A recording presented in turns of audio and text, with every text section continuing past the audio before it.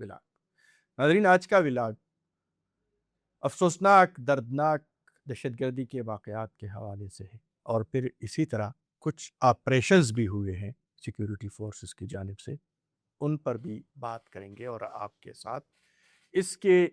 جو عوامل ہے پس پشت اس پر بھی بات کریں گے، اور یہ بھی بتائیں گے کہ ان تمام تر واقعات کے پیچھے جو سازش ہے یا جو ہاتھ ہے اس کا مقصد کیا ہے۔ ناظرین، جو بڑا واقعہ پیش آیا ہے وہ کوئٹہ میں چمن پھاٹک کے قریب ایک ٹرین پر حملے کی صورت میں سامنے آیا ہے، اور اس حملے میں جو جاں بحق افراد کی، شہداء کی جو تعداد بتائی جا رہی ہے وہ وقتاً فوقتاً بڑھتی جا رہی ہے، اور اب تک کے اطلاعات جب کہ ہم یہ ولاگ ریکارڈ کر رہے ہیں تو 30 سے زائد ہو چکی ہے شہداء کی تعداد، اور اسی طرح بڑی تعداد میں مسافر اس ٹرین کے حادثے میں اور سانحے میں زخمی ہو گئے ہیں۔ ان شہداء میں اور ان زخمیوں میں بچے بھی شامل ہیں، خواتین بھی شامل ہیں، بوڑھے بھی شامل ہیں، اور ساتھ ساتھ کچھ ایف سی کے اہلکار بھی شامل ہیں، اور یہ تمام لوگ اپنے اپنے علاقوں میں اپنے گھروں کو چھٹی پر جا رہے تھے کہ وہ اپنے پیاروں کے پاس جا کر ان کے ساتھ عید منا سکیں، لیکن یہ ایک بڑا حملہ کیا گیا ہے، اور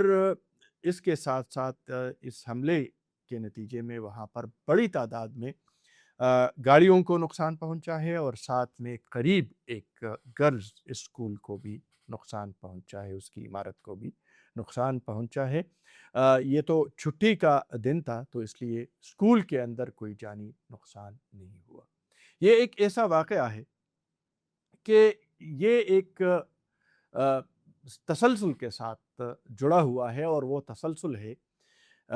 بلوچستان لبریشن آرمی اور اس کے ایک ذیلی تنظیم مجید بریگیڈ کی جانب سے ان واقعات کی ذمہ داری قبول کرنے سے ہے۔ یہ پہلا واقعہ نہیں ہے، اور لگتا یہ ہے کہ یہ لوگ سرگرم ہے، اگرچہ سیکیورٹی فورسز ان کے خاتمے کے لیے آپریشنز کر رہی ہے، لیکن یہ لوگ ان کو چونکہ بیرونی مدد حاصل ہے، بیرونی سپورٹ حاصل ہے، اور یہ سپورٹ ہندوستان کی جانب سے کہا جا رہا ہے، یہ سپورٹ افغانستان کے اندر سے بھی ہو رہا ہے، تو یہ اپنے کچھ نہ کچھ واقعات میں اس حد تک کامیاب ہو جاتے ہیں کہ معصوم جانیں وہ ان کی زندگیاں لے لیتے ہیں، ان کی جان لے لیتے ہیں،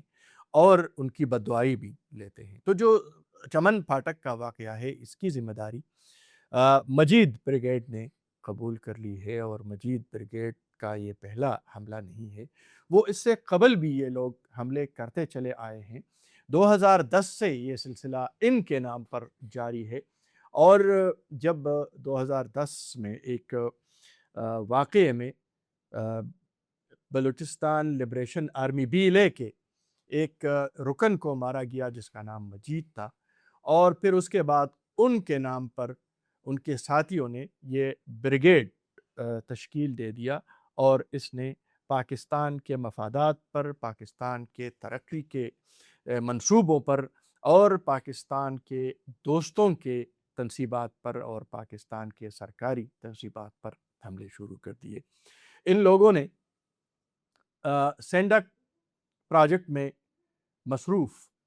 چینی انجینئرز پر بھی حملے کیے، ان کو بھی ہلاک کیا۔ اسی طرح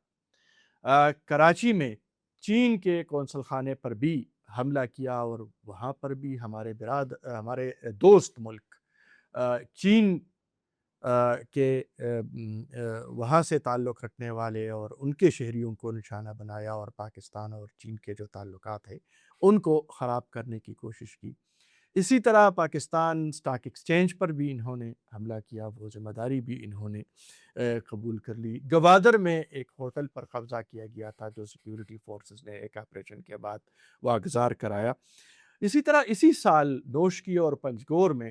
ایف سی کے کیمپوں پر حملے کیے اور نقصان پہنچانے کی کوشش کی ہے۔ تو آج بھی یہ ایک افسوسناک واقعہ ہے، اور ایسے حالات میں یہ واقعہ پیش آیا ہے کہ پاکستان اور پاکستان کی سیاسی اور عسکری قیادت पूरी दुनिया के अमन के लिए और पूरी दुनिया के माशी तरक्की में रुकावट बनने वाले एक इशू के हल के लिए सरगर्म अमल है। इसी तरह डेरा इस्माइल खान में एक वाक़या पेश आया है और कोलाची के एक गाँव में अमन कमेटी के 4 अरकान को मुसल्लह अफराद ने निशाना बनाया है। ये भी ज़ाहिर है कि अफ़सोसनाक वाक़या है और हमारे जुनूबी अज़ला वो मुसलसल दहशतगर्दों के निशाने पर हैं और वहाँ इस किस्म के हमले किए जा रहे हैं। टारगेट किया जा रहा है उन लोगों को जो अमन के लिए सरगर्म रहते हैं या जो इस काबिल है, जिस तरह कि हम पहले भी इस पर बात कर चुके हैं कि वो लोग जिनकी बातों को सुना जा सकता है, जिनकी बातों पर अमल किया जा सकता है, जिन पर लोग अमल दरामद करते हैं, जिनकी बातों पर उनको निशाना बना रहे हैं। तो ये दोनों वाक़यात आज पेश आए हैं और ये ऐसे हाल में, जिस तरह के हमने पहले अर्ज़ किया कि पाकिस्तान, ईरान और अमेरिका के दरमियान जो तनाज़ा है और जिसने गुज़श्ता एक अरसे से पूरी दुनिया को लपेट में ले लिया है और उसके नतीजे में इक़्तिसादी बहरान बरपा है पूरी दुनिया में। महंगाई की एक शदीद लहर है जिसका पाकिस्तान भी मुतासर है और दीगर ममालिक भी मुतासर है। इसी तरह सिक्योरिटी रिलेटेड इशूज़ भी हैं। ऐसे हालात में जबकि पाकिस्तान की अस्करी क़यादत वो ईरान के दौरे कर रहे हैं, पाकिस्तान की सियासी क़यादत जो चीन के दौरे पर हैं और वहाँ मुख्तलिफ़ किस्म के इशूज़ पर, इलाक़ाई इशूज़ पर भी और पाकिस्तान के साथ ताल्लुक़ रखने वाले मंसूबों पर भी बातचीत हो रही है। तो कोशिश की जा रही है कि इन अमन की कोशिशों को और पाकिस्तान की तरक्की की कोशिशों को सबोताज किया जाए। इसी तरह कुछ ख़बरें ये भी है कि सिक्योरिटी फ़ोर्सेस की जानिब से मुख्तलिफ़ इलाक़ों में क्लियरेंस ऑपरेशन भी किए जा रहे हैं। बन्नू का इलाका है मेरियान, वहाँ पर सिक्योरिटी फोर्सेस, सीटीडी और पुलिस ने मुश्तरका कार्रवाई की है और अब तक जो इत्तलात है उसमें तकरीबन 16 दहशतगर्दों को हलाक करने का दावा किया गया है और इन हलाक दहशतगर्दों में 2 ऐसे दहशतगर्द भी शामिल हैं जिनको सरगना कहा जा सकता है, स्मरी नूर नामी एक कमांडर इनका, और इसी तरह एक और जो अब्दुल्ला सईद जिनका ताल्लुक़ अफ़गानिस्तान से बताया जा रहा है, वो भी इसमें हलाक कर दिए गए हैं। तो ये जो अब्दुल्ला सईद का नाम सामने आ गया है, इससे अंदाज़ा किया जा सकता है और इससे पहले भी कई वाक़यात सामने आए हैं जिनमें ये इल्ज़ाम आयद किया गया कि उन दहशतगर्दों का ताल्लुक़ वो अफ़गानिस्तान से है। तो इसका मतलब ये है कि अफ़गानिस्तान से पाकिस्तान के अंदर अब भी ऐसे वाक़यात हो रहे हैं और ऐसे लोग जो हैं वो आ रहे हैं और उनको वहाँ से ऑपरेट करने की भी इत्तलात हैं और ये पाकिस्तान में सरगर्म दहशतगर्दों के साथ राब्ते में रहते हैं। इसी तरह दतखेल वज़ीरिस्तान में भी एक ऑपरेशन किया गया है और इस ऑपरेशन में जो अब तक के इत्तलात हैं तकरीबन 11 दहशतगर्दों को हलाक किया गया है। बनु मिरियान का जो वाक़या है इसमें 2 पुलिस एहलकार शहीद भी हो चुके हैं, कुछ ज़ख्मी भी है और उनका इलाज जारी है। तो इसी तरह जो दतखेल में एक कार्रवाई की गई है और उसमें 11 जो दहशतगर्द है उनकी हलाकत का दावा है। शुमाली वज़ीरिस्तान का ये इलाका है। तो ये एक जानिब दहशतगर्दों के जो हमले हैं वो भी जारी है, उनके मुकाबले में